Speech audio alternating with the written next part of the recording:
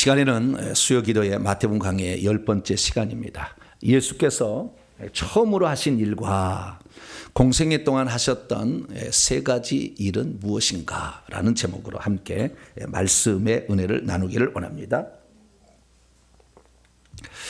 예수님의 생애는 매우 중요합니다. 예수님은 하나님이시면서 사람이셨죠. 그래서 하나님의 쪽의 일도 하셨고 사람 쪽의 일도 하셨어요. 그래서 우리는 사람으로서 예수 그리스도께서 어떤 일을 해 나가셨는가를 주목해 볼 필요가 있죠. 왜냐하면 예수님이 제자를 부를 때 나의 뒤를 따라오너라 이렇게 했잖아요. 내 발자취를 따라오면 바르게 가는 것이다 라고 말했다는 거예요. 그러니까 우리가 내가 내 인생을 지금 이렇게 살고 있는데 이 인생이 하나님이 기뻐하는 하나님이 원하는 인생을 살고 있는가 하는 것은 예수님의 발자취를 따라가면, 예수님의 뒤를 따라가면, 예수님이 행하시고 예수님이 말씀하시고 예수님이 귀하게 여기시고 예수님이 소중하게 여긴 것을 나도 귀하게 여기고 소중하게 여기고 거기에 가치를 두고 거기에 내가 많은 시간을 들이고 물질을 들이고 에너지를 들이고 시간을 들이고 물질을 들여서 어느 달란트를 들여가지고 일을 하고 있다면 잘하는 겁니다. 할렐루야. 예, 그래서 우리가 항상 그래서 예수님이 우리의 표준이니까 그 예수님이 어떻게 걸어갔는가를 새겨놔야 되죠. 그러면 나가 지금 여기서 예수님이 걸어가는 부분에 어느 위치에 내가 지금 있구나. 앞으로 더 추구해야 될 것은 이거구나. 목표는 이거구나. 내가 지금 과정에 이 정도에 와 있구나. 이걸 알아야 내가 오늘 하루를 살아도 의미 있는 삶이죠. 예. 근데 그냥 일어나 보니까 아침이요. 아이고 오늘도 일터를 가야 되네. 아이고 괴로워 죽겠네. 그러면은 무슨 재미가 있겠어요? 네? 네? 물론 힘들지 않는 직장이 어디 있겠으며. 네. 우리 이 시간에 여성분들은 참 감사해야 돼요. 왜 감사해야 되냐면은 직장 아직 안 가실 수 있잖아요. 남자들은 다 뭐예요? 열심히 일하고 있다 그 말이죠. 네. 그래서 우리가 참 너무 감사한 것은 우리가 이 시대 가운데 태어났으나 여성으로 태어난 게 너무 감사해. 별로 안 감사하는 거 아니에요. 네? 여성으로 태어난 게 얼마나 감사해요. 열심히 일했잖아요. 남편이 열심히 일하잖아요. 네. 그래서 우리가 남편들을 위해서 기도를 많이 해줘야 됩니다. 할렐루야. 헌금을 해도 남편이 이름까지 써서 올려주고 네? n분의 1로 이렇게 헌금이 딱 올라가요. 이름을 쓰면 내 이름을 쓰면 내 이름만 올라가고요. 부인의 이름까지 쓰면은 두 개 다 올라가는 거예요. 딱 이렇게 n분의 1로 딱 나눠져요. 3명이 냈으면 3분의 1로 갈라져서 딱 올라가요. 이렇게 정확하게입니다. 예, 그래서 우리가 부족한 남편들을 위해서 더 많이 또 이렇게 힘써 주시기를 바랍니다. 어쨌든 우리가 이 시대 가운데에 예수 그리스도께서 어떤 길을 가셨는지 어떤 것을 목적으로 사셨는지를 배울 수 있는 기회와 들을 수 있는 시간을 주셨다는 게 너무 감사하고 제대로 알아서 우리의 인생에 얼마 남지 않는 그런 분도 있을 거 조금 더 있지만 그 생에 허투루 인생이 아니라 값지고 알찬 그런 인생을 만들어가길 바랍니다. 자, 그러면 예수님이 이 땅에 오셔서 공생애를 사셨다는 거예요. 공생애라는 것은 하나님이 이 땅에 보내신 목적에 따라 살기 시작하는 생애를 공생애라고 그러는 것이고 그냥 육신에 태어나서 이 땅에 산 것은 사생이라고 하는 거예요. 그래서 예수님은 1살부터 30살, 29살까지는 사적인 생애 인간으로서 살아갈 길을 갔어요. 목수의 아들로 태어나서 아버지가 일찍 돌아가셨어요. 그래가지고 동생들을 최소한 5명 이상 되는데 그 동생들을 열심히 보살피고 어머니 함께 이렇게 살았다는 거예요. 그런데 인생은 이렇게 목수 일로 돈 벌어먹고 밥 벌어먹으러 살라고 이 땅에 보낸 게 아니잖아요. 우리는 하나가 더 있잖아요. 왜? 이 땅에서 육신이 끝나는 게 아니라 영혼이라는 게 있어가지고 영혼이 천국에서 살 일을 이 땅에서 육신이 있을 때만 준비할 수 있지 죽은 다음에 준비가 안 되는 거예요. 이 땅에 육신을 있을 때만 가능한 거예요. 천사는 육신이 없기 때문에 미래를 준비할 수가 없어요. 그들은 그의 영광과 능력과 지위를 그대로 처음부터 끝까지 갖고 가는 거예요. 더 이상 올라가지 않아요. 그러나 우리 인간은 이 땅에 태어났으나 육신을 갖고 있어요. 피곤도 하고 지치기도 하고 어떤 데는 너무 힘들어. 그럴 때도 있어요. 그러나 이 육신을 갖고 있을 때 이 영혼의 미래를 준비할 수 있으니 얼마나 감사합니까? 할렐루야. 일한 대로 수고한 대로 하나님이 주신다고 하니까 그러지 않고 정해놨다면 얼마나 불공평해요. 그랬어요. 나는 일을 시킬 때, 품꾼을 들어버릴 때, 이른 아침 6시, 오전 9시, 12시, 오후 5시 막 이렇게 들어버려. 오후 3시, 오후 5시 쓰지 않습니까? 근데 오후 5시에 일하러 간 사람이 1시간만 일했는데도 한 데나리온을 주잖아요. 나는 그걸 보고 깜짝 놀랐어요. 왜 깜짝 놀랐냐? 원래는 오전 6시부터 오후 6시까지 12시간을 일해야 한 데나리온을 받게 되어 있습니다. 하루 품삯을 받게 되어 있는데 오후 5시에 와가지고 1시간 일했는데도 한 데나리온을 주더라는 거예요. 그러면 왜 주님께서 오후 5시에 왔는데도 한 데나리온을 주셨을까 생각해 봐야 되는 거죠. 그건 뭐냐요? 나를 써주는 자가 없었다 그래요. 5시까지. 왜요? 나를 써주는 자가 없었다. 네. 그러니까 불공평하잖아요. 나를 써주는 자가 없었으니까. 나를 불러줬으면 나 6시 일했다는 거죠. 근데 나를 써주는 자가 없다는 거죠. 그런데 이 주인은 어떻게 되었길래? 주인은 그 마음을 아셨어요. 여러분들이 하나님 앞에 쓰임받고자 결단하고 있으면 하나님은 그 마음을 아시고 1시간만 일해도 한 데나리온을 주십니다. 할렐루야. 그런 마음을 가져야 되는 거예요. 내가 쓸모가 없다 할지라도, 내가 좀 부족하다 할지라도 하나님 앞에 내가 드릴 수 있는 것이 무엇인가를 결단하고 나가면 여러분의 작은 수고를 열심히 5달란트 받아서 5달란트 남기려면 얼마나 일했겠어요. 그러나 오후 5시 1시간만 일해도 하나님이 그 상을 주시니까 우리가 작다고 절대 낙심하거나 하나님 불공평하지 마세요. 여러분들의 평가는 여러분의 상대 평가예요. 상대. 여러분들 하는 만큼 여러분들 하는 모습을 보시고 주님이 평가해 주는 거예요. 할렐루야. 그래서 똑같지 않다는 거. 하나님은 정확하게 그 사람이 기회를 균등을 주는 거. 기회가 없었으니까 너도 한번 일해봐라 이런 거잖아요. 네, 그래서 우리에게 주는 거니까 열심히 우리가 이 땅을 살아가게 되길 바랍니다. 그래서 예수님은 이제 공생애를 시작했어요. 그러면 공생애를 시작했으면 공생애와 사생애를 구분을 우리가 할 수 있어야 되죠. 이 공생애는 어떻게 시작되느냐? 이 메시아의 사역으로서 그 길을 걸어가는데 반드시 이사야 40장과 말라기 3장 4장에 보면 이 오리란 엘리야 광야에 외치는 소리가 있어서 메시아를 천거해 주는 사람이 있으면 그 사람이 천거를 받아서 메시아를 직을 담당할 것이다 라고 예언이 되어 있었기 때문에 세례 요한이 예수님을 천거를 해줬죠. 그래서 세례 요한이 세례를 베푸는 것은 죄사함을 받게 하려고 한 것이라기보다는 예수님이 나타나서 이분이 하나님이 보낸 메시아라고 얘기할 때까지, 그때까지 세례 요한이 필요했던 거예요. 그러니까 세례가 목적이 아니었던 거예요. 메시아가 누구라는 것을 자기가 제시를 하기 위하여 이 땅에 보낸 거지, 세례를 베풀려고 보낸 것은 차후 목적이에요. 차후 목적이에요.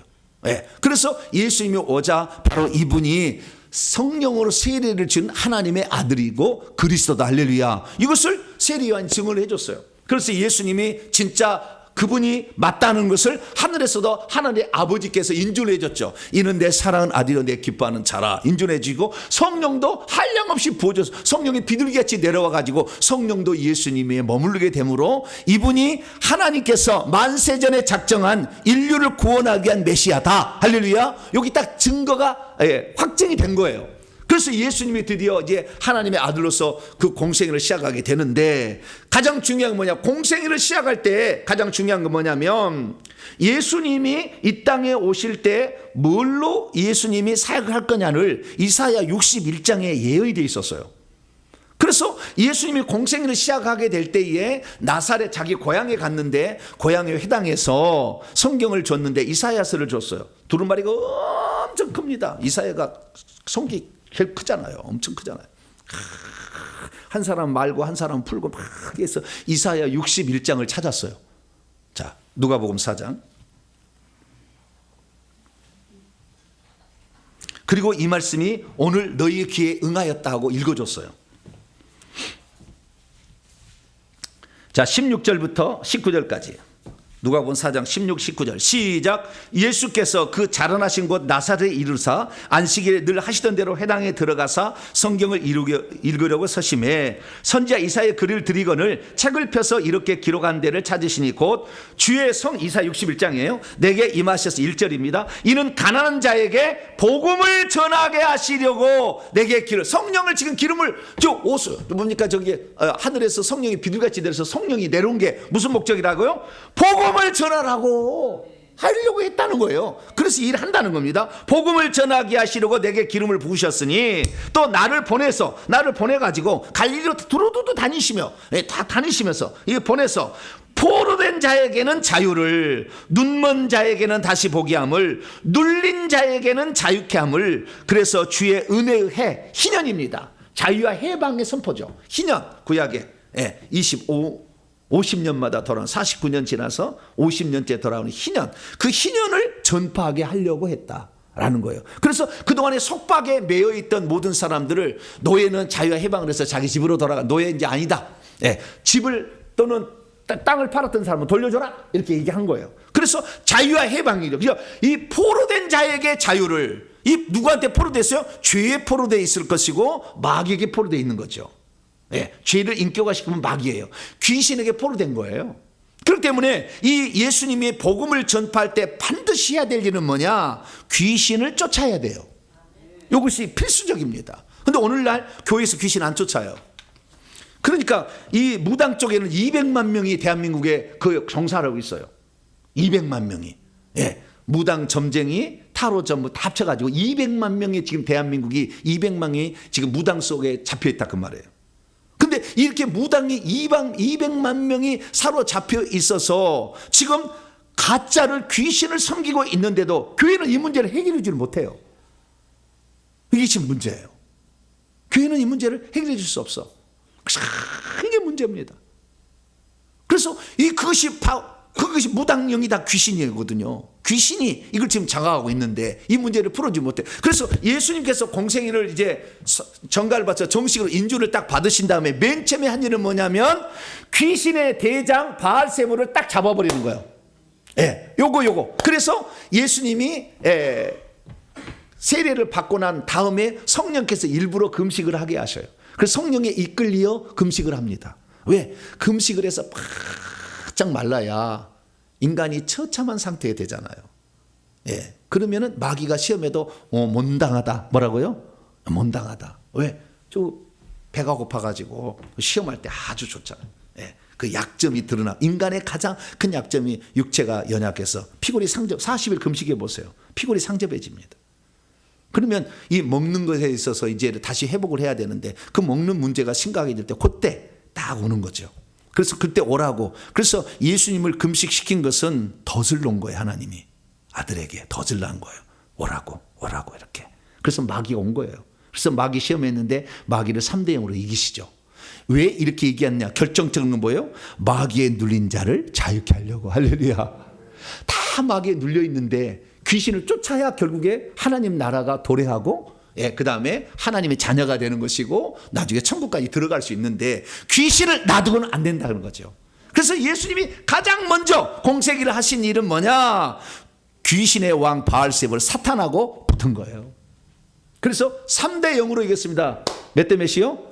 3대 0 판정승을 거두었습니다. 아직 KO패는 아니에요. 3대 0으로 이겼어. 이기는 이겼어. 그렇기 때문에 그때부터 예수님이 귀신을 쫓아내서 마귀에 눌린 자를 자유케 하기 시작한다는 거죠. 그래서 예수님의 공생애의 3분의 1은 귀신을 쫓아냈다. 이렇게 누가복음 10장에 보면 그렇게 말하고 있어요.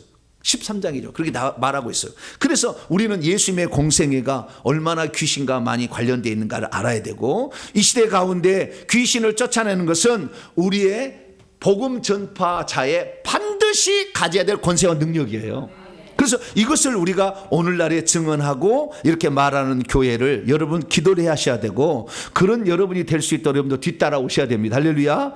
그래서 우리가 진정 자유와 해방을 누려서 천국에 들어갈 수 있으니까. 그래서 예수님은 그렇게 먼저 귀신을 제압하시고 사단 마귀를 제압하시고 그리고 이제 당신이 하실 일을 하신 거예요. 이거 딱 제압해 놓고 그래서 이제 하실 일을 하시는 건데 뭘 하셨느냐? 최초로 하는 장면을 딱 보니까 예수님이 회개하라 천국에 가까웠는데 얘기한 거예요. 맨 처음에 한 일이. 그러니까 예수님 맨 처음에 진짜 공생애를 딱 했다. 나머지는 준비라고 봐야 되겠죠. 세례를 받으신 거 준비고 그 다음에 마귀를 때려잡는 거 이것도 준비죠. 진짜 할 일은 뭐예요? 회개하라 천국에 가까웠느니. 할렐루야. 그래서 제가 제 선교의 이름을 회개와 천국 복음 설교예요. 할렐루야. 내가 그래서 잡은 거예요. 왜? 예수님이 하던 걸 하자. 예수님이 하던 걸 걸 하자. 예수님이 하지 않는 걸 하면은 열심히 수고했으나 헛것이다 그 말이에요. 돈을 내가 1억을 헌금을 했어도 그거 하지 않은데 헌금한 거에서 헛것이다 그 말이에요. 주님이 하려고 하는 걸 해야 돼. 할렐루야. 그 일을 하는데 여러분이 헌금을 드려도 아깝지 않은 헌금이 되는 거지. 예. 여러분이 봉사해서 이 청소 한번 하는 것도 아깝지 않는 청소가 되는 거예요. 예. 쓸데없는 거 이거 해봤자 아무리 노력해봤자 계산되지 않아. 저는 그랬어요. 철저히 천국은 계산되는 차등 상급이에요. 지옥도 차등 지옥이라고요. 다 달라요. 급수가 다 다릅니다. 정확하게 그 지위와 신분으로 영원히 살아야 돼. 그걸 지금 이 세상에 준비할 수 있는데 이 준비를 어떻게 할 것인가 저는 아주 그냥 머리에 딱 새겨졌어요. 천국에 가시면은 이 얘기를 들었다는 여러분 자신이 얼마나 잘했는지를 날마다 뛰면서 좋아할 거예요. 춤을 추며. 나중에 보세요. 내 말이 거짓말인지 죽어보면 알아. 죽어보면 알아. 내가 그냥 얘기하는 게 아니에요. 나는 아주 평범한 사람으로 태어났고 머리가 좋지 않다 그 말이에요. 예. 제가 뭐 서울대 막 이런 데 나온 사람 아니에요. 평범한 사람으로 태어났어요. 예. 평범한 사람. 우상에 찌든 집안에 태어났어요. 왜 그랬을까? 예. 평범한 사람도 될 수 있다. 할렐루야. 열심히 노력하면 된다. 이거 하려고 하는 것이고. 예. 우상 집안에 찌들어도 얼마든지 나와서 탈출할 수 있다. 할렐루야. 예. 그냥 믿음의 3대 가문에 믿는 자에다가 그냥 좋아가지고 막 의사들 집안에 아주 머리가 팍 쌓여가지고 그래가지고 이렇게 설교하게 되면 어떻게 하겠어요? 예? 고생을 안 해봤잖아. 고생한 사람들은 이해를 못 하겠잖아. 지금 그래서 저는요 고통받는 자를 보면 그냥 보이지 않아요. 내가 그런 걸 겪어봤기 때문에 다 겪어봐. 내가 그래서 예수님이 우리 인간의 하나님이 우리를 하나님으로서 구원할 수 있는데 인간이 되신 이유는 인간의 고통이 무엇인지를 경험하려고 그런 거예요. 그렇듯이 그런 걸 아직 했는가 하는 생각이 들어요. 그래서 예수님이 하는 것이 회개하라 천국에 가까웠느니라 했는데요. 요 일 하기 전에 또 예비 작업이 조금 있었어요. 뭐였냐면은 이사를 가셨어요. 뭐라고요? 이사를 가셨어요. 자기의 사역할 장소로 이사를 하셨어요. 자, 12절부터입니다. 12절 13절까지. 가버나움에서 회개하러 천국이 가까웠다 전파했다는 거예요. 그럼 어디서 하는 게 중요하잖아요. 자, 예수님이 만약에 자기가 자기를 드러내고 자기가 메시아고 엄청난 능력을 가진 하나님의 아들이라고 한다면 예루살렘 도시에서 목회를 하려고 하겠어요? 저 시골에 가서 목회를 하려고 하겠어요? 한번 생각해 보시라고. 네. 근데 여기 보니까 어디로 가시는 나온 거예요. 자, 12절 13절 시작. 예수께서 요한이 잡혔음을 들으시고 갈릴리로 물러가셨다가 나사렛을 떠나 수불론과 납달리 지경 해변에 있는 가버나움에 가서 사시니. 왜 예수님은 가버나움에 집을 얻었을까요? 이때는 전세일까요? 사골세일까요? 모르지. 전세 줬을까요? 사골세 줬을까요? 모르죠. 이거 안 나왔으니까. 예, 모르는 게 정답이에요. 그런데 자기 집은 아니잖아.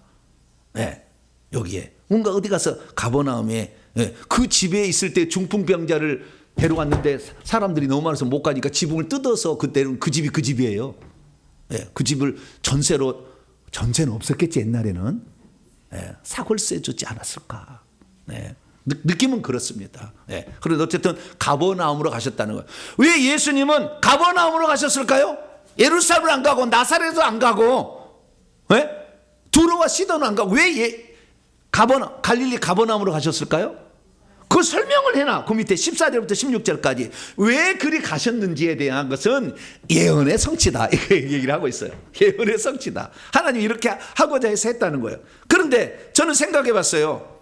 예. 이것뿐인가? 물론 이것 때문에 간 거겠죠. 그리고 이것 때문에 이걸 먼저 읽어봅시다. 자, 14절에서 16절까지 읽습니다. 시작. 이는 선지자 이사야를 통하여 하신 말씀을 이루려 성취하려 하심이라. 일렀으되 스불론 땅과 납달리 땅과 여단강 저편 해변길과 이방의 갈릴리여, 흑암에 앉은 백성이 큰 빛을 보았고 사망의 땅과 그늘에 앉은 자에게 빛이 비치어졌다 하였다라는 이사야 9장의 말씀이에요. 어디 말씀이요? 이사야 9장 1절과 2절 말씀의 성취예요. 자, 이사야 읽어볼까요? 요걸 이루시기 위하여 예수님께서 갈릴리 가버나움에 가서 사셨다 이거예요. 이사야 9장 1절로 2절 시작. 전에 고통받던 자들에게는 흑암이 없으리로다. 옛적에는 여호와께서 스불론 땅과 납달리 땅이 멸시를 당하게 하셨더니 후에는 해변길과 요단 저쪽 이방의 갈릴리를 영화롭게 하셨느니라. 흑암에 든 백성이 큰 빛을 보고 사망의 그르디 땅에 거주하던 자에게 빛이 비치도다. 예수님이 내가 그랬잖아요. 나는 요한복음 1장에 보면은 태초의 말씀이 이 말씀이 하나님과 함께 이 말씀은 하나님이시라. 이 말씀 안에 생명이 있어요. 이 생명 안에 빛이 있다고 그랬잖아요. 참빛고 세상에서 비치는 빛이 있었다. 요한복음 8장 11절 나는 세상의 빛이니 나를 믿는 자는 어둠에 다니지 않는다 그랬잖아요. 그래서 요한복음 9장에 날 때부터 눈 소경 시각 장애인 고친 거 뭐요? 예수님 빛이라는 것을 증언하려고 이렇게 하셨다는 거잖아요. 자, 그러면 예수님께서 빛으로 이 땅에 오셨는데 그 땅을 어떻게 해요? 흑암이 가득 채우고 있었다라는 거잖아요. 흑암이 가득 채우고 있는 곳에 예수님이 같이 빛덩어리가 간 거잖아요. 빛을 만드신 그분이 이렇게 그렇게 간 거잖아요. 그러면 한밤중에 내게서 빛이 광채가 난다고 봐요. 캄캄한데. 그러면 예수님이 돌아다니는 곳이 뭐예요? 반딧불이 되는 거지. 반딧불 아셔요? 저는 시골에 살았기 때문에 반딧불이요 똥구멍에서만 불이 반짝반짝해요. 빡빡 이렇게 똥구멍에서만 거기가 불이 붙었어요. 보셨어요? 네, 똥구멍에서만 붙었어요. 근데 그 빛은 반짝반짝이래요. 그래서 그거 갖고 어디 다니기는 어려워 한 마리 갖고. 그러니까 병이 있잖아요. 옛날에 소주병, 두업들이 소주병이 있어요. 그걸 종이를 다 까버리고 잡어. 그래서 집어넣어 거기다가. 그러면 한 10마리 하면요. 반짝반짝 이래요. 그럼 이거 들고 다니만 해요. 안 해보셨죠? 네, 전 해보셨어요? 저는 해봤으니까. 네, 저는 시골 살았으니까. 네, 안 해봤죠? 네. 그 빛이요. 어둠 가운데 빛인데 그 빛이 아니라 빛의 근원이야. 그분 할렐루야. 빛의 근원이 오셨다. 그러니까 어둠이 뭐예요? 어둠 가운데 있었다는 거예요. 그러면 왜 그 갈리냐? 갈릴리 쪽이 어둠이 가득 있었다는 거잖아요. 하나님의 말씀을 비난하면 예루살렘에는 막 공부하고 막 여기는 막 엄청나지만 여기는 소외된 곳이라 그 말이잖아요. 여기는 여기 도시는 너무 번화가에서 잘 사는 옆에만 가도 못 사는 데가 있어요. 옛날에 성문화 뭐 그렇지 않잖아요. 뭐 이렇게 있었다잖아요. 그러듯이 그런 적이 있는데 그 소외되고 이런 것이요. 그래서 거기가 어디 있는지 설명을 해놨어요. 어둠이라고 했는지. 자, 24절입니다. 24절 마태복음입니다. 마태복음 4장 24절 23절부터 읽어봅니다. 시작. 예수께서 온 갈릴리 모든 갈릴리에 두루 다니셨는데 24절 시작. 그의 소문이 온 수리아에 퍼진지라 사람들이 모든 앓는 자 곧 각종 병에 걸려서 고통받는 자 귀신 들려서 고통받고 간질하는 자 중풍병자들을 데리고 오니 그들을 고쳤다. 그러니까 흑암에 앉은 백성이라는 것은 귀신 들려 있고 병 들어 있고 그다음에 장애인으로 고통받고 이런 가난하고 소외되고 이런 자가 많았다는 거예요. 그 자리가. 이것이 다 뭐예요? 어둠의 사망, 어둠의 세상 주관자가 누구예요? 마귀죠. 에베소 6장 12절에 어둠의 세상 주관자가 마귀인데 마귀가 다 지배하고 있었다는 거예요. 그래서 특히 많이 이런 고통받는 자에 먼저 가신 거예요. 그래서 교회가 혹시 귀신 들린 자, 질병에 걸린 자와도 너무 싫어하지 마세요. 어떤 사람은 어머 저 정신 나간 사람이 왔네. 내가 혹시 귀신 얻어 달라붙을까? 어휴 막 이래. 응? 불쌍히 여기는 마음이 있어야 되는데. 오늘날에 그래서 옷 잘 입고 좋은 대학 나온 사람만 모여서 하는 교회가 있잖아요. 그런 교회가. 그건 교회가 아니에요. 힘들고 어렵고 소외되고 고통받는 자라 할지라도 그들을 받아들일 수 있어야 되는 거죠. 그래서 그런데 그 중에서 스불론 땅과 납달리 땅이라고 그러잖아요. 그 두 개가 양쪽 다 인용했는데 왜 스불론 땅과 납달리 땅에 빛이 비쳤다고 했을까? 한 번이라도 생각해 보셨어요? 주여, 지도를 봐야 돼. 네, 지도를 보면 나와요. 이쪽 가서 설명할게요. 이 갈릴리에 갈릴리 여기 한가운데 초록색 여기가 갈릴리 아시겠죠? 이 갈릴리 바다가 꼭 발처럼 생겼죠? 왼쪽 발 딱 찍어봐. 비슷하게 하겠죠? 이 갈릴리인데 이 갈릴리에 지금 여기에 초록색으로 돼 있고 뭐 생기고 여기가 바로 갈릴리라고 지칭되는 지역입니다. 아시겠죠? 이 갈릴리 호수를 중심으로 해서 갈릴리라고 지칭을 하는 거죠. 지칭을 하는 건데 그 중에서 스불론 땅과 납달리 땅에게 빛이 비쳤다고 하잖아요. 흑암이 앉은 백성이 스불론 땅과 납달리 땅이라고 하잖아요. 그럼 스불론 땅이 뭐냐? 스불론 땅이 나사렛이 있고 납달리 땅에 가버나움이 있어요. 예수님이 갈릴리 나사렛에서 사시다가 가버나움에 가셔가지고 사역을 하신 거죠. 할렐루야. 네. 그래서 스불론 땅과 납달리 땅에 빛이 비쳐. 왜? 빛이 왔잖아. 네. 그래서 다 의미가 있는 거예요. 이렇게 이 납달리 땅에 가버나움이 있고 스불론 땅에 나사렛이 있었어요. 그리고 그 다음에 아셀이 있고요, 이사갈이 있고, 그 다음에 이쪽 왼쪽에 여기 아셀이 있고요, 므낫세 반지파가 있고, 갓지파가 있어. 요런 지파가 이 성경에 보면은 아주 그 처음에 난 자식들로 난 아주 불쌍한데 이쪽이. 그래서 이쪽에는 안 좋은 데인데 이쪽이가 있었다는 거예요. 그래서 여기를 보시게 되면 왜 스불론과 납달리 땅이 흑암이 앉은 백성이라고 했을까? 가장 예수님이 어두운 곳, 귀신에게 사로잡혀 질병에 있고 소외되고 다 그래서 다 버려버린 사람들이 있는 그곳으로 가셨다라고 말씀하고 있는 것이죠.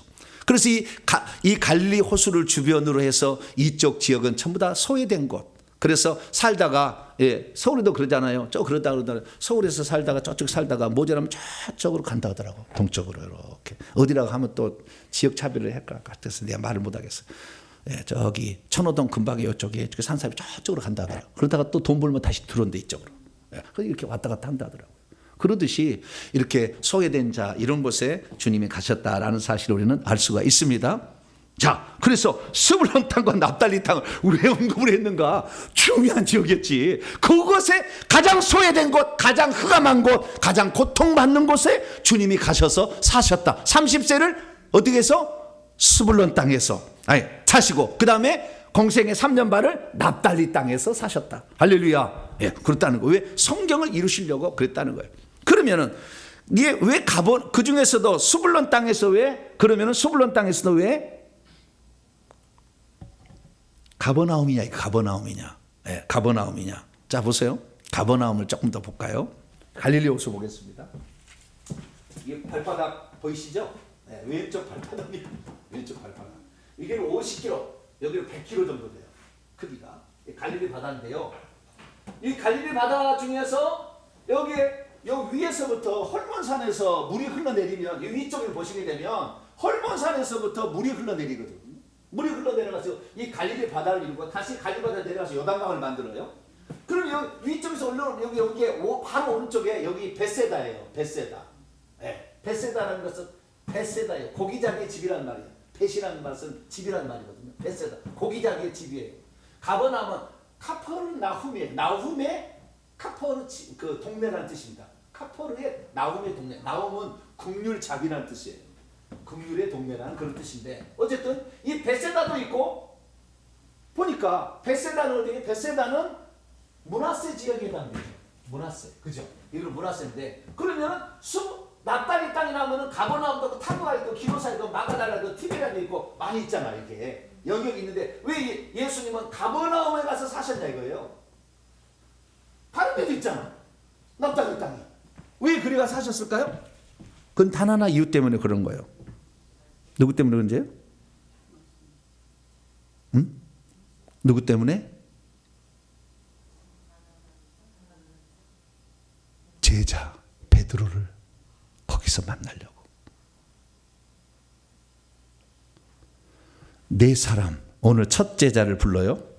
예수님이 회개하라 천국이 가까웠느니라 처음에 이 가버나움 해변에 다니며 얘기하시고 그리고 그 다음에 하시는 일이 첫 제자 4명을 불러요. 4명을 부르는데 이 4명이 다 어디 사람이에요? 가버나움에 살고 있었어요. 그래서 예수님은 가버나움으로 갑니다. 그러니까 예수님이 여기에서 지금은 우리가 갈릴리 해변으로 이렇게 가지만, 갈릴리 해변 예수 갔다지만, 예수님께서 우리는 이렇게 생각하잖아요. 아, 예수님이 갈릴리 가버나움에 사시다가 그러다가 돌아다니시다가 베드로 만나서 너 안드레하고 보고 고기 남는 어부가 되갈 텐게 이리와라. 그 다음에 그 다음에 야고보하고 요한이 그물 깁는 걸 보시고 나를 따르라. 이렇게 해서 배와 부친을 벌어들고 따랐다. 이렇게 함으로 예수님이 지나가시다가 우연히 발견한 것으로 되잖아요. 우연이 아니라 일부러 간 거예요. 그 자리에. 여러분이 예수 믿고 여러분이 하나님의 종인 것은 일부러 하나님 만드신 거예요. 우연히 된 일이 없어요. 일부러 하시는 거예요. 그럼 왜 그랬느냐? 원래는 요한복음 1장에 그 설명이 나와요.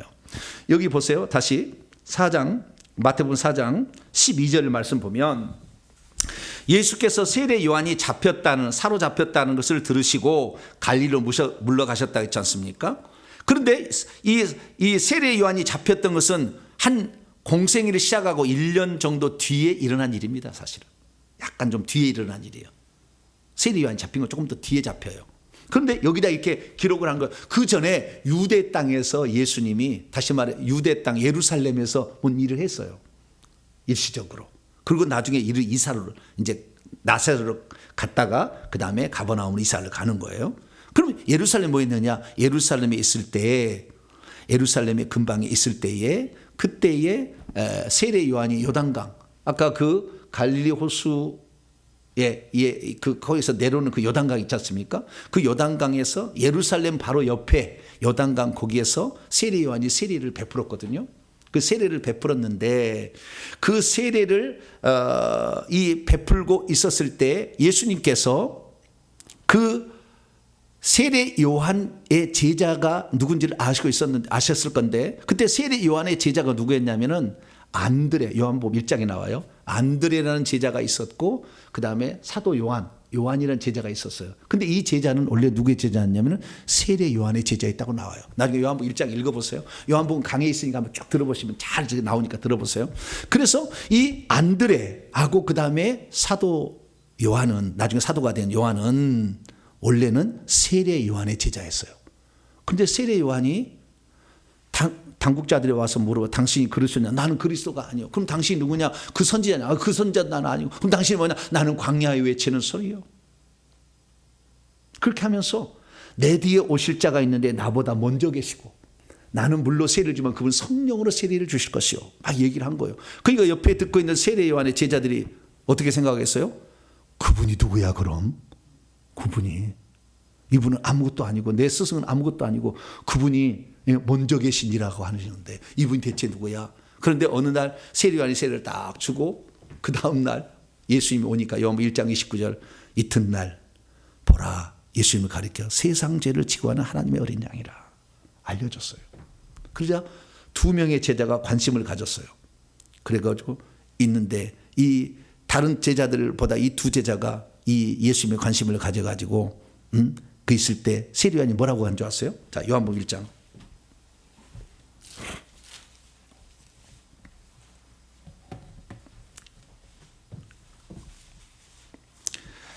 35절에서 37절 35절에 37절 시작. 또 이튿날 요한이 자기의 제자 중 2사람과 함께서 이 2사람이 누구예요? 그 밑에가 안드레와 요한이다 그러죠. 예수께서 건의심을 보고 말하되 보라 하나님의 어린 양이로다. 2 제자가 그의 말을 듣고 예수를 따라갔어요. 38절 예수께서 도리고 그 따르는 것을 보시고 물어 이르시되 무엇을 찾느냐? 그랬더니 랍비여 어디에 머물고 있습니까? 하니 랍비는 번역하면 선생이라. 예수께서 와보라 해서 그들이 가서 계신 데를 보고 그날 함께 거하였는데 때가 10시 오전 10시쯤 되었다 이렇게 말하고 있어요. 그러니까 2명의 제자가 관심을 가지고 예수님 때 간 거예요. 그랬더니 예수님이 가가지고 밤을 새웠는지 어땠는지 그게 좀 있었어요. 그리고 예수님 봤겠죠. 그리고 나서 한 일이 뭐냐?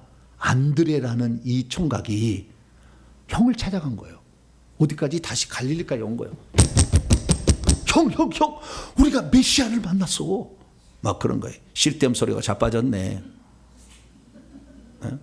너는 한가하니까 그러더라도 나는 바빠 죽겠다. 예? 난 먹여 살릴 내 가장에 내가 어디 가야. 근데 아니야 메시아를 만났어. 그래서요 끌고 모가지를 잡아가지고 끌고 예수님께 데리고 와요. 누가요? 안드레가. 그래서 예수님을 딱 만나게 되니까 예수님이 너는 시몬이지만 이제 베드로라가 될 것이다. 그때 알려줘요. 그래서 이 예수님이 갈릴리 가버나움에서 최초로 베드로를 만나서 부른 게 아니라 이미 만난 적이 있어요. 이미. 그래서 예수님은 하나님이시니까 알았겠죠. 안드레가 어디 살까? 가버나움. 베드로 어디 살지? 가버나움. 야 사도 요한 될 자 어디 살아? 가버나움. 내가 가버나움을 가야 되겠다. 왜? 이들을 내가 제자로 삼아야 되니까. 더 근원적으로 올라갑니다. 천국에서 이 4명의 제자를 예수님이 보낸 거예요. 이 땅에. 그래서 내가 쓸 제자들 내가 찾아가야 되겠다. 그래서요 여러분이 하나님이 쓰실 특별한 사람들은요 다 정해서 보내지 그냥 보내지 않아요. 그래서 그 자리 간 거예요. 가버나움에 가신 것은 4명의 제자가 만약에 벳세다에 살고 있으면 어디로 가겠어요? 벳세다로 갔겠지. 그럼 벳세다는 어떤 거냐? 원래 베드로하고 원래 안드레의 고향입니다. 원래 고향이 거기였는데 이사를 왔어. 왜 이사를 왔을까요? 예수님이 거기에서 만나야 되니까. 여러분 이사를 저기 청주에 살다가 동탄으로 왜 온 거예요? 누구를 만나야 될 사람이 거기 있으니까.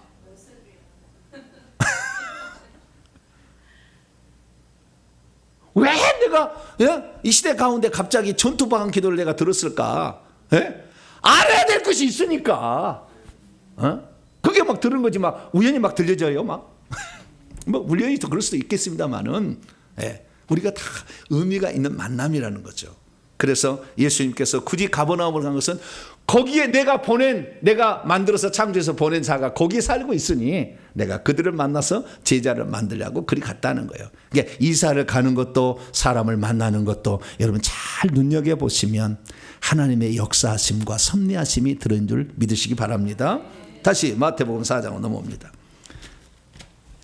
회개하러 천국이 가까웠다니라는 말은 그래서 그 가버나움에서 예수님께서 이제 복음을 전파합니다. 그것이 회개하라 천국에 가까웠다라는 것입니다. 그러면 예수님께서 맨 처음에 하는 이 일은 예수님의 모든 생애를 요약한 거예요. 천국에 데려가려고 온 거예요. 아시겠죠? 우리의 원래 영혼은 천국에서 낙원에서 만들어졌다가 엄마 아빠가 사랑을 통해서 임신이 되어서 자궁이 잉태되면 2 내지 3개월 때 영혼을 보내줘요. 그 자궁 속에다. 그래서 사람이 되는 거예요. 그래서 태어나게 되는데 이 태어난 사람들이 이 땅의 영혼을 살면 안 돼. 그러면 천국에 들어가야 되는데 천국은 아버지의 나라고 아버지의 생명을 가진 자만 들어갈 수 있어요. 아버지의 왕국 천국은 왜? 사자의 왕국에 들어가려면 사자의 생명이 있어야 되고 독수리의 왕국에 들어가면 독수리의 생명이 있어야 되시 하나님의 왕국에 들어가려면 하나님의 생명이 있어야 돼. 할렐루야. 그래서 하나님의 생명을 아들에게만 주어가지고 이 땅에 오셨고 예수님이 죽은 이유는 우리의 속죄를 위함도 있지만 자신의 생명을 해방해서 생명 주는 영이 되어 사람 속에 들어오려고 그렇게 한 거예요. 그래서 예수님이 이 땅에 오신 것은 그래서 이 땅은 뭡니까? 원래는 천국에서 천사를 만들었는데 자유의지를 가지고 타락만 해서 쫓겨난 일들 하는 거예요. 그래서 주님은 어떻게 해요? 이 땅에서 따로 만들었어. 이 땅을 천국을 아닌 이 세상을 만든 거예요. 만들어서 이 창조를 한 것은 이 땅이 밭이요. 밭. 천국에 들어올 자를 곡식을 얻기 위한 밭이요. 밭을 만든 거예요. 그래서 다 지옥에 갈 수밖에 없는데 하나씩 그들이 천국에 들어오면 얼마나 기뻐하겠어요. 그죠? 갖고 있다가 잃으면 슬퍼하잖아. 천사들은 갖고 있다가 잃어버린 것이 귀신 된 거예요. 그런데 우리는 이 땅에서 물론 영혼을 보냈지만 이 땅에서 얻어가지고 천국에 데려가는 거예요. 그래서 왜 그러면 천국에서 되지 않느냐? 다 자유의지 때문에 그런 거예요. 너가 선택해라는 거잖아요. 내가 천국에서 낙원에서 만들어서 낙원에서 자라겠어. 다 천국 백성 만들 수 있었으나 이 땅에 보낸 것은 육신을 갖고 있을 때 잘 들어보고 하나님이 너를 위해서 얼마나 희생했는지를 잘 들어보고 그 사랑에 감격하면 너희들이 나를 선택하라 그런 거 아니에요? 자유의지가 엄청 중요해. 자유의지 때문에 그런 거예요. 너희들 다 선택해라. 항상 그래서 내가 오늘 무슨 말씀을 들을 것인가? 무엇을 할 것인가는 우리의 선택이에요. 그 선택이 여러분 생명을 선택하시길 축원합니다. 생명과 사망, 복과 저주를 내 앞에 두었나니 너를 위하여 생명과 복을 택하라. 하나님 그러셨잖아요. 그래서 우리가 잘 선택해야 돼. 그래서 천국에 가까웠다는 건 천국에 이제 내가 데리고 들어간다는 거잖아요. 네, 내가 세례 요한까지는 아직 구약 시대예요. 생명이 아직 들어간 한 사람도 없어. 그런데 이제부터는 생명이 침투해서 들어가게 될 거니 내가 데리고 들어가니까 나를 따라오더라는 거잖아요. 그래서 예수님은 그 들어가려면 모든 사람이 아담의 범죄로 다 죄인이 되어버렸어. 그리고 다 죄인 때문에 이 죄를 먼저 회개를 해서 예수의 피가 들어가야 아담이 범죄의 전의 상태로 만드는 것이고, 그 상태에서 생명 주는 영이 들어가야 하나님 자녀가 되기 때문에 예수님이 이 땅에 오신 것은 첫째는 자기의 많은 사람의 대속물로 자기를 주려 함. 마가복음 10장 45절. 그 다음에 생명을 주려 함. 요한복음 10장 10절에 내가 온 것은 양으로 생명을 얻게 하고 더 풍성히 얻게 하십니다. 그런 거예요. 이 두 가지 때문에, 인간을 위해서는 두 가지 때문에 오신 거죠. 그래서 그 일을 이루시기 위해서 너희들이 먼저 속죄를 얻으려면 회개해야 되고, 천국에 들어가려면 생명을 얻어야 된다. 할렐루야. 이 두 가지를 딱 정한 거예요. 그래서 이 두 가지를 전파를 하셨어요. 그리고 그 다음에 하신 일이 뭐냐? 18절부터 22절까지 말씀을 보니까 제자들 4명을 선택하셨어요. 예수님의 제자들을 여러 사람이 할 수 있겠잖아요. 그렇죠? 여러 사람이 할 수 있어요. 누구든지 할 수가 있겠죠. 근데 왜 4사람이냐? 이 하나님의 특별한 일들은 하나님이 지정한 사람이 있어요. 이건 예정이에요. 이건 예정이에요. 누구나 될 수 없어요. 예정이요. 구원은 누구나 받을 수 있고, 누구든지 천국집을 장만할 수 있고, 누구든지 면류관 쓸 수 있어요. 그러나 14만 4천 명에 들어가는 거, 제자로 선택되는 것은 주님의 권한이에요. 토기장의 권한이에요. 이것은. 그래서 이 4명의 제자를 부른 거예요. 그럼 4명의 제자를 왜 불렀느냐? 이들은 영의 나이가 높아요. 영의 나이가 높아. 그래서 예를 들어서 지금 4명의 제자 있잖아요. 베드로는 16살이에요. 베드로 16살. 그 다음에 누구죠? 사도 요한은 15살. 사도 요한은 15살. 맨날 이렇게 맨날 하다 보니까 헷갈려요. 사도 요한, 잠깐만요. 제가 정확히 알려드릴게요. 사도 요한은 14살. 14살. 그 다음에 사도 요한의 형이었던 야고보도 14살. 그 다음에 안드레 동생, 베드로의 동생은 13살이에요. 이게 영적 나이가 틀려요. 그런데 이 야고보는 나중에 주의 나라의 우편에 안편에 앉혀달라 막 요청했다가 죽기까지 한다고 그랬는데 예수님 십자가 때 사도 요한은 남고 안드레는 도망쳤죠. 자기가 죽는 그렇잖아. 좌우에 네가 나의 받는 세례를 받으며 나의 받는 고난의 잔 죽음의 세례를 받겠느냐? I can do it 그랬잖아. 그런데 사도 요한은 끝까지 남았잖아. 그 자리에 죽는 데까지. 근데 안드레가 아니라 야고보는 어떻게 해요? 도망쳤잖아. 그래서 제1번의 순교자가 되는 거예요. 그래서 14살에 이 땅에 보냄을 받았으나 14살을 못 살고 13살에 죽었고, 이 야고보는, 사도 요한은 14살에 이 땅에 보내져서 14살을 채우고 갔어요. 그리고 이 안드레는 13살에 보내졌으나 역할을 제대로 감당 못했어요. 그가 하는 이 역할은 더 많이 할 수 있었는데 못했어요. 안드레가 유명하지 않잖아요. 더 못한 거예요. 그래서 12살 나이를 먹고 천국 갔어요. 베드로는 16살에 보내졌으나 16살 먹고 갔어요. 다 일을 하고 간 거죠. 그래서 우리는 이 땅에 하나님의 어떤 특별한 보내심이 있다는 걸 알 수가 있는데, 이 4명의 제자를 선택해서 결국에 이 4명의 제자를 쓰시려고 주님이 불렀다라는 사실을 우리가 알 수가 있습니다. 그래서 이 4명의 제자를 주님이 불러서 쓰시는데, 이때 중요한 건 뭐냐면은 안드레의 역할인 거예요. 안드레. 요한복음 1장을 읽어보니까 안드레는 자기 형을 주님께 데려왔잖아요. 그렇죠? 여러분들이 이 땅에 태어나서 누군가를 전도했는데 그 전도한 사람이 더 훌륭한 사람이 될 수 있다니까요.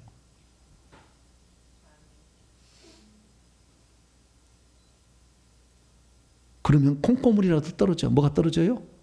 콩고물이라도 좀 떨어져. 우리가 어떤 위대한 일을 할 줄 몰라요. 어떤 위대한 일을. 그래서 누구든지 우리는 차별 없이 불러야 돼. 너도 회개하고 너도 회개해봐라.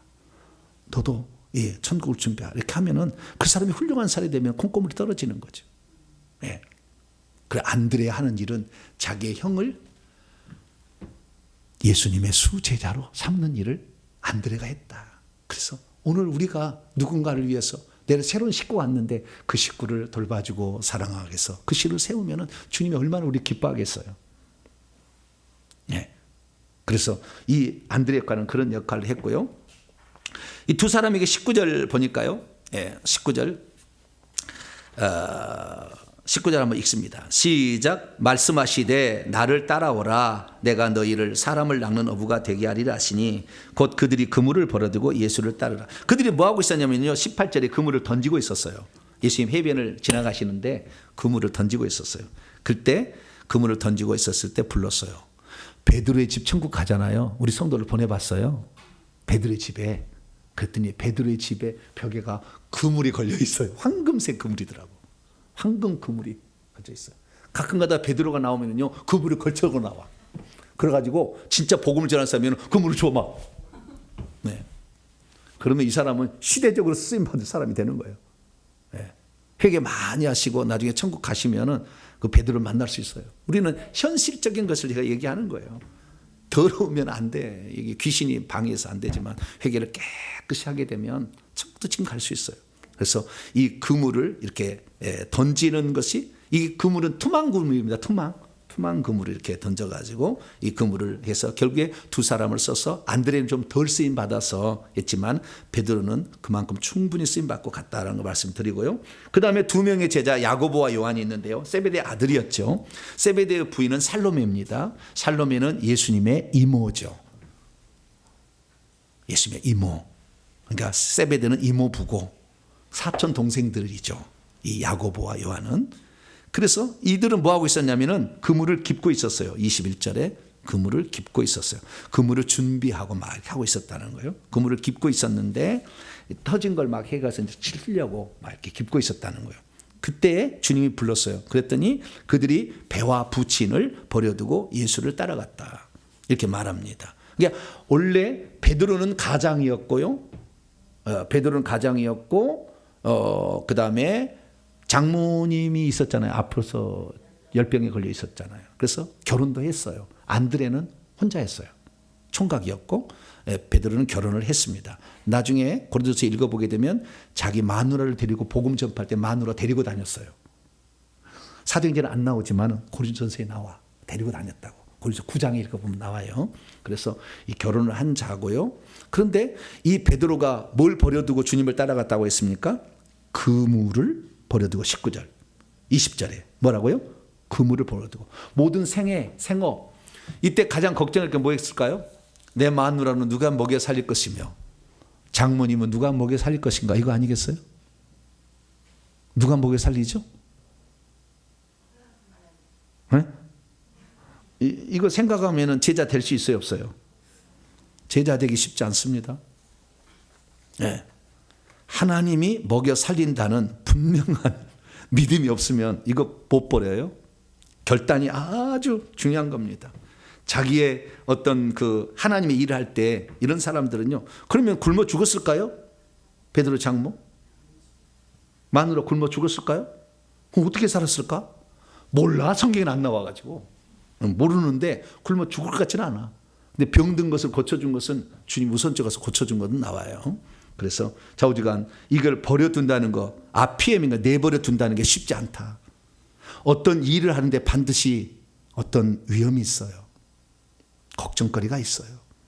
그러나 하나님의 거룩한 일을 위해서 우리가 온전한 마음을 바치면 주님은 까마귀를 통해서라도 그거 살려주셔요. 그거 염려하지 마세요. 내가 이렇게 한다고 굶어 죽을까? 온전하게 바침이 없기 때문에 어려움이 있는 것이지, 온전히 받쳐지고 귀신 완전히 뽑아보세요. 하나님 들어쓰는 사람이 됩니다. 그래서 여기에 그물을 버려두고, 그 다음에 이 안드레와 야고보와 요한은 배와 부친을 버려두고, 이건 아버지의 배였던 것 같아요.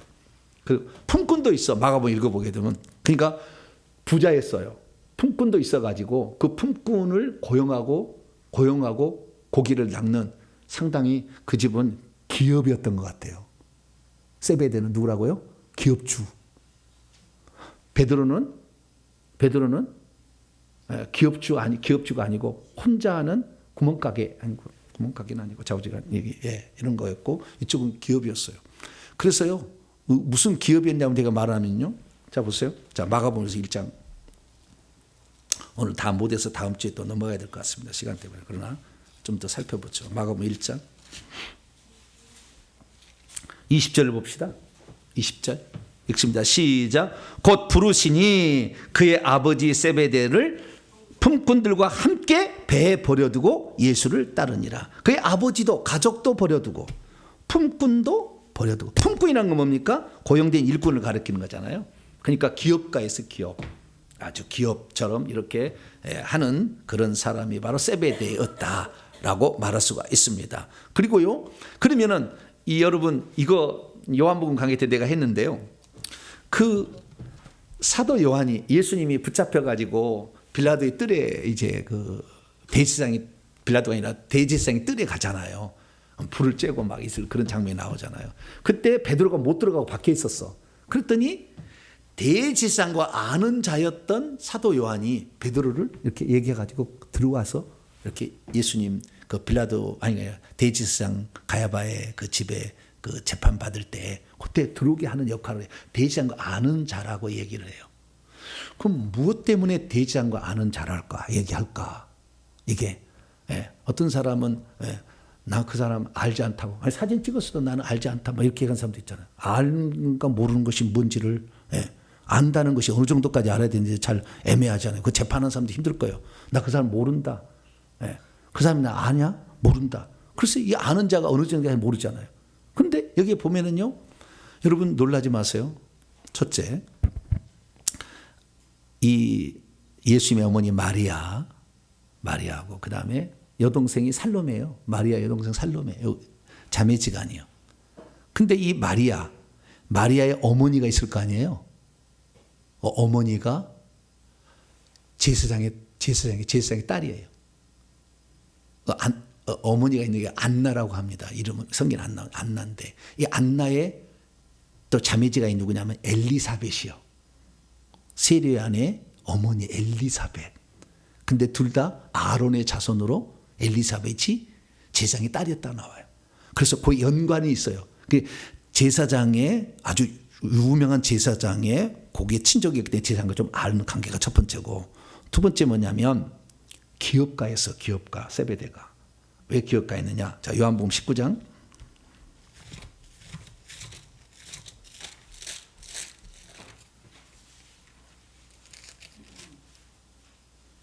27절입니다. 예수님께서 십자가 밑에 있는 사도 요한만 남아있을 때 하신 얘기입니다. 27절 있습니다. 시작. 또 그 제자에게 이르되 보라 내 어머니라 하신대 그때로부터 그 제자가 자기 집에 모시니라. 어디예요? 자기 자신에게 속한 집. 예루살렘 안에 사도 요한은 집이 있었어요. 그래서 이것을 역추적해 보면은 뭐 했느냐? 생선 기업가였어요. 생선 기업가. 갈릴리 바다에서 고기 잡은 것을 예루살렘에 납품하는 것이 세베대였어요. 그래서 예루살렘에 집이 있어서 아예 거기서 이렇게 납품을 해서 고기들 이렇게 하기 때문에 대제사장하고 아는 관계, 왜? 그 고기를 납품을 늘 했기 때문에 알 수가 있었어요. 알 수가. 그래서 안면이 있었어요. 그렇기 때문에 이 예루살렘 성전 안에, 예루살렘 성 안에 고기를 납품하는 한 기업체였다니까, 여기가. 이런 것은 안 믿어도 돼. 근데 이제 여기 나와 있어서 제가 말씀드리는 것이고. 그런데 그 모든 일에, 그러니까 사도 요한은요, 부럽지 않는 부잣집 아들이라고 할까? 그런데도 주님이 불러내니까 그 모든 것을 버려두고 자기 부유하게 살고 떵떵거리며 명령하며 살 수 있는데도 기꺼이 버려두고 주님을 따라갔다. 그런데 그물을 기울 때 불렀던 것처럼 상당히 우리의 삶은요, 부를 때도 아주 중요하다니까요. 그물을 던질 때 부르니까요, 고기를 낚는 업으로 만들고, 그물을 기입을 때 부르니까 사도 요한은 깁는 데 써요. 깁는 데 뭘 쓰느냐? 교회를 만드는데 베드로가 유대인에만 교회를 세우고 이방인의 교회는 안 세워져. 그러니까 하나님이 이방인의 교회를 세울 수 있는 사도 바울을 불러서 이방인도 같이 포함된 교회를 세워요. 근데 이 교회를 세우는 것은 천국이가 본부고 이 땅의 지점인 것 같은 거예요. 그래서 이 천국이 뭔지를 정확히 알려줘야 되는데 안 알려줬어요. 고린도후서 12장에 보면 나도 셋째 아래 갔다 왔다 그러는데 안 알려줘. 그것은 자기의 사명이 아니야. 그래서 사도 요한은 베드로하고 바울, 할례자의 사도와 무할례 사도가 감당하지 덜 해줬던 천국을 설명해줘. 직접 올라가서 다 봐. 이게 요한계시록이에요. 네. 그래서 요한계시록이 들어가야만이 우리의 마지막 종착 지점이 어디고, 우리가 천국에서 누릴 지위와 신분이 어떤 것이며, 생명책 이름이 지어질지 안 지어질지 다 나오잖아 거기에.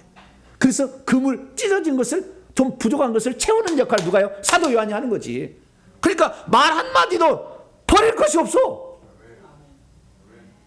우리의 삶의 모든 것들이 다 사실은 다 하나님이 어쩌면 쓰시려고 작정한 거예요. 이것을 귀중하고 소중하게 여기길 축원합니다. 이 말씀을 듣는 것을 귀중하고 소중하게 여기길 축원합니다. 내가 하나님 나라에서 조금이라도 드릴 수 있다는 거, 이거 결단이 나온 것을 귀중하고 소중하게 여기길 바랍니다. 하나님 다 듣고 계시고 다 보고 계시고 그게 될 수 있도록 우리를 인도하고 계셨는데 우리의 감각이 떨어지고 귀신이 많아가지고 못 깨달을 뿐이지.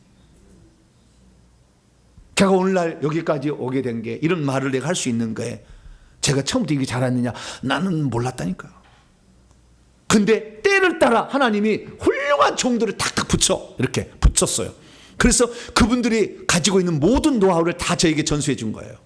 그분들 다 잘하지는 않았어요. 그러나 엄청난 많은 것들을 알고 계시더라고. 그래서 하나씩은 다 들었어요. 그래서 저는요, 이 모든 것을 종합해서 얘기하는 거예요. 대한민국이 이렇게 모든 것을 종합해서 얘기하기가 쉽지 않아요. 그래서 저는 종합해서 얘기합니다. 다. 그것은 뭐예요? 하나님이 하시는지, 나는 아주 평범한 사람이라 나는 이렇게 할 그런 자격도 없고 이건 없어요.